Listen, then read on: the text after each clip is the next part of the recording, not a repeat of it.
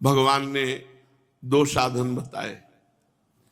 भगवान का स्मरण करते हुए जो भी कर्म करो वो भगवान को अर्पित कर दो, इससे भगवत प्राप्ति हो जाएगी। और नर नारी जड़ चैतन्य दुष्ट महात्मा सब में भगवान का दर्शन करते हुए सबको प्रणाम करो, इससे भगवत प्राप्ति हो जाएगी। जो कर्म करे वो भगवान को अर्पित कर दे और कर्म करते समय धीरे धीरे मेरे स्मरण का अभ्यास बढ़ावे। कुछ ही दिनों में उसके मन और चित्त मुझ में समर्पित हो जाएंगे, उसके मन और आत्मा मेरे ही धर्मों में रम जाएंगे। मेरे भक्त साधुजन जिन पवित्र स्थानों में निवास करते हैं उन्हीं में रहे।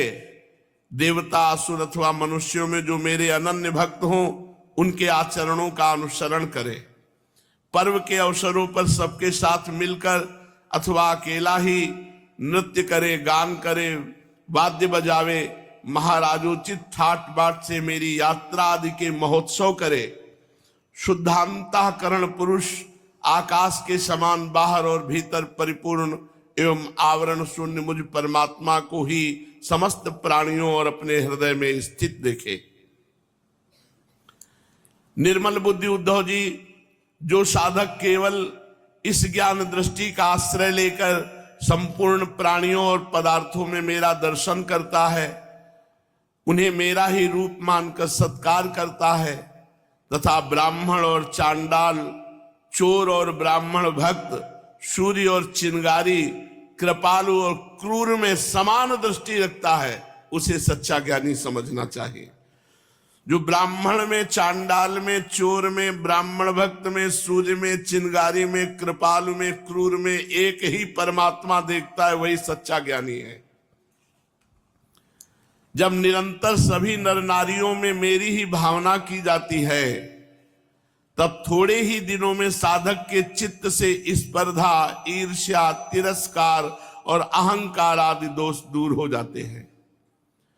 अपने ही लोग यदि हंसी करें तो करने दें, उनकी परवाह न करें। मैं अच्छा हूं, वो बुरा है, ऐसी देह दृष्टि को और लोक लज्जा को छोड़ दे और कुत्ते, चांडाल, गौ और गधे को भी पृथ्वी पर गिरकर साष्टांग दंडवत प्रणाम करें। जब तक समस्त प्राणियों में मेरी भावना न होने लगे तब तक इस प्रकार से मन, वाणी और शरीर के सभी संकल्पों और कर्मों द्वारा मेरी उपासना करता रहे। उद्धव जी, जब इस प्रकार सर्वत्र आत्मबुद्धि, ब्रह्म बुद्धि का अभ्यास किया जाता है तब थोड़े ही दिनों में उसे ज्ञान प्राप्त होकर सब कुछ ब्रह्म स्वरूप दिखने लगता है। ऐसी दृष्टि हो जाने पर सारे संशय, संदेह अपने आप निवृत्त हो जाते हैं और वह सब कहीं मेरा साक्षात्कार करके संसार दृष्टि से उपराम हो जाता है। भगवान ने दो साधन बताए। भगवान का स्मरण करते हुए जो भी कर्म करो वो भगवान को अर्पित कर दो, इससे भगवत प्राप्ति हो जाएगी। और नर नारी जड़ चैतन्य दुष्ट महात्मा सब में भगवान का दर्शन करते हुए सबको प्रणाम करो, इससे भगवत प्राप्ति हो जाएगी।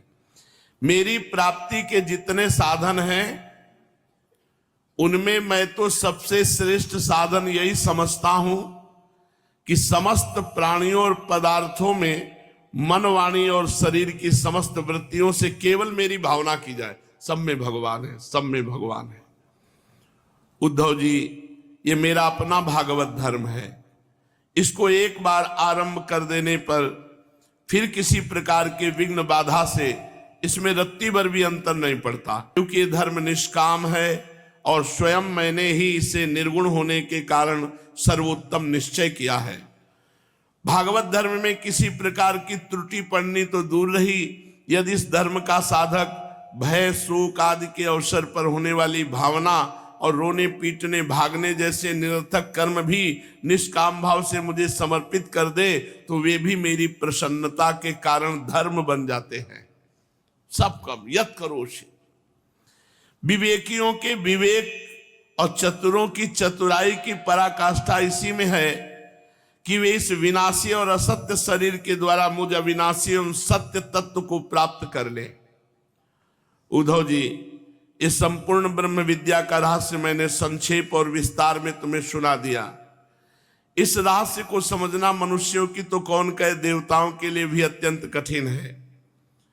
मैंने जिस सुस्पष्ट और युक्तियुक्त ज्ञान का वर्णन बार बार किया है, उसके मर्म को जो समझ लेता है, उसके हृदय की संशय ग्रंथियां छिन्न भिन्न हो जाती हैं और वो मुक्त हो जाता है।